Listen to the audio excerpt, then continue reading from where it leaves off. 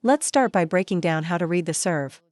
To read the serve correctly, you need to focus on three things. First, and most importantly, judge the placement of the ball. Too many players focus on the spin first and completely ignore the placement. Whether it's to your forehand, wide to the corner, or short, you tend to neglect judging the placement. This is the most common trap in reading serves. Think about it, even the heaviest spin can be returned with a simple push or block if you're in the right position. So your number one priority is not the spin, it's the placement. A large portion of your receive errors happen because the opponent varies the placement and you're caught flat-footed. This leads to poor timing, your hand moving faster than your feet, or being unable to get low, causing you to misread the spin. So, your errors aren't just from the spin itself, but from being beaten by changes in placement and tempo. Let's first talk about judging long versus short serves. Over 80% of players have a bigger backswing for their long serves. Watch, long serve, short serve. If you see their backswing is identical, then you must watch the follow-through after contact. A long serve will have a larger follow-through, while a short serve will have an abrupt stop. The most reliable tell, even for professional serves, is a different backswing amplitude. If the backswing looks the same, watch the size of their motion after contact. That will tell you if the serve is long or short. Second, look at the first bounce. If it lands near the opponent's end line, it's going to be a long serve. If the first bounce is on the half of the table closer to the net, it has to be short or half long, as a long serve from there would hit the net. Now, let's talk about judging direction, left or right. Using a left-sided spin as an example, watch the motion for a down-the-line serve versus a cross-court serve. When a player wants to serve down your line, their paddle face will usually open up like this. If they use black rubber, the earlier you see the black surface, the higher the probability the serve is coming down the line. If you can't see the black rubber, it's almost certainly going to your backhand. If their paddle opens up like this, it's definitely going to your forehand side. Sometimes their backswing already presets the angle, making it impossible to serve to your backhand. It has to be a forehand serve. So, you can judge the serve's direction, whether down the line or cross-court, by their paddle angle. Another way to judge placement is to watch their stance. A player's habits don't lie. For a cross-court serve they might stand like this, but for a down-the-line serve, their body alignment will change slightly. You'll notice their body position for a cross-court serve versus how they position themselves for a down-the-line serve to make it easier for themselves. Additionally, some players have a different backswing. For a cross-court serve, the toss and swing might look like this. But for down the line, it's like this. The angle of their paddle during the backswing is different. You have to look for these patterns. A person's habits are the hardest things to change. If you can't read it in the moment, just observe their habits for serving down the line versus cross-court. Everyone has a different tell. The second key point is tempo. You must match your opponent's rhythm. Think of it like a beat. 1, 2. 1, 2. 1, 2. What is this rhythm? 1 is the bounce on their side, 2 is the bounce on your side. Your own action's frequency must sync with the ball's tempo. Syncing up means your backswing is 1 and your contact is 2. Once your rhythm is synchronized with the incoming serve's tempo, your success rate will increase dramatically. Most amateur players do the opposite, they get soft and slow against a fast serve. But against a slow serve, they try to swing hard and generate all the power. Your tempo is mismatched, so of course you'll miss the return. So, the second thing you must judge is the opponent's tempo. Match your rhythm to their rhythm. The third point is reading the spin. Why do you still miss even when you think you've read the spin? Because you're giving yourself too little time to prepare. You must make your judgment on the first bounce.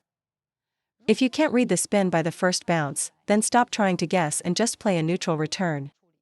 Because you're taking too long to decide, your feet don't move, your center of gravity is too high, and your backswing is incomplete. So you have two options. The best method is to speed up your decision-making time. You must have your answer the moment the ball hits the opponent's side. Watch. Backspin. Topspin. Okay, I'll serve 3 balls. Don't tell me the spin, just tell me if you can read it on the first bounce. 1, 2, 3.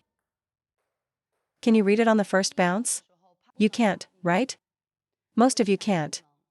We've said this many times: as the ball travels, move your feet, adjust your center of gravity. By the time the ball bounces on your side, you must have already completed your backswing and be in position. If you wait for the second bounce to decide, you will always be jammed by the ball. Your problem is that your judgment is too slow. Slow judgment creates a chain reaction: slow footwork, slow movement, slow backswing, late paddle angle, slow arm recovery, everything is slow. Why are amateur players afraid of long serves? Because you get jammed. You're already slow, and then you can't complete your stroke. You're guaranteed to miss the spin. If you could loop from a static position, you'd never miss. Next time you're at your club, watch a good server and try to read the spin on the first bounce. I promise you'll see a big improvement. That's the first point of reading spin: speed up your judgment. The second point is how to actually read the spin. For beginners, you can tell just by watching their forearm. If their forearm finishes lower than their elbow, it's going to be backspin.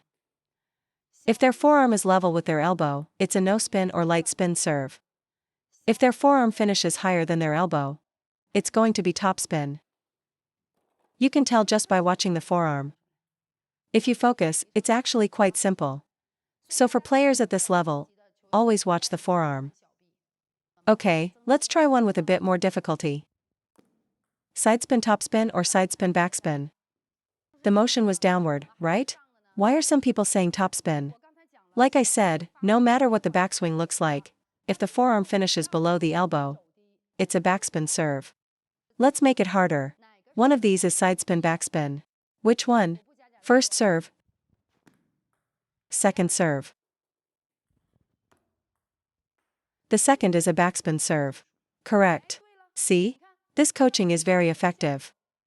Almost all of you got it right. Excellent. Now let's move to the advanced level. Good players know they can't be too obvious. They add deceptive motions, and that's where it gets difficult. At this point, can you still just watch the forearm? No, you can't. Because even if the initial motion is down, they quickly wrist flick it upwards, making it impossible to read. At a more advanced level, opponents use deception. Their motions become more compact, jerky, or unconventional to make the serve harder to read. So, you must focus only on the moment of contact. Here's the key: if the paddle is higher than the ball at contact, it will have a backspin component.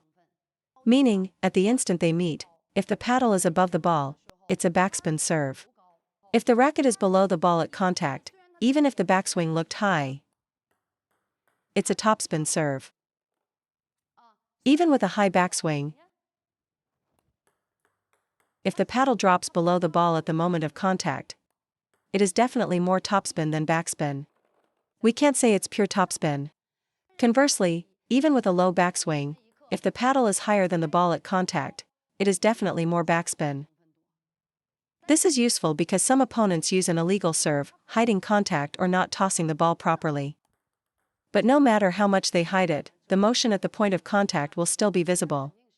Now let's test this with a hook serve. Don't worry about the flourish, just focus on the principle of contact. Topspin or backspin? Excellent, 90% of you were correct. It was a sidespin backspin. Ignore all the extra motion and watch closely. At the point of contact, the paddle was higher than the ball, right? If it's higher, it has a backspin component. We can't say how much spin, as that depends on wrist action and acceleration, but it definitely has backspin. Okay, now I'll do a deceptive left-sided serve. A little more difficult. Topspin or backspin? Again, almost everyone is correct. It was a sidespin topspin. Great job, everyone. The majority got it right. If you watch the motion closely, even though the backswing was high, the actual contact point, at the moment it strikes the ball, the paddle faces below the ball. To generate topspin, the paddle must contact the ball from behind or from below. Contacting from directly behind will only produce a no-spin or light spin ball. To generate heavy sidespin topspin, you must contact the ball from underneath. So ignore how high the backswing is. Capture the instant of contact. If the paddle is low at contact, the serve is either no spin or has topspin. Now what about this type of serve? Watch where contact is made. What kind of spin is on this ball? See, the contact isn't clearly high or clearly low. Many players who don't toss the ball properly serve like this. This is what we call a no-spin or light spin serve. This ball is neutral. The resulting serve will have a neutral spin. It has a lot of side spin, but very little topspin or backspin. You can't treat it as black or white, you have to treat it as gray. Return it neutrally, and you won't make an error. In a match, you're not just playing your own game, you're in a battle against your opponent. When you can read your opponent clearly, it's like understanding a person, you know how to interact with them. We get deceived when we misjudge someone's character, thinking a bad person is good, or a good person is bad. Table tennis is the same principle. If I misjudge my opponent's actions and intentions, my method of returning the ball will be wrong.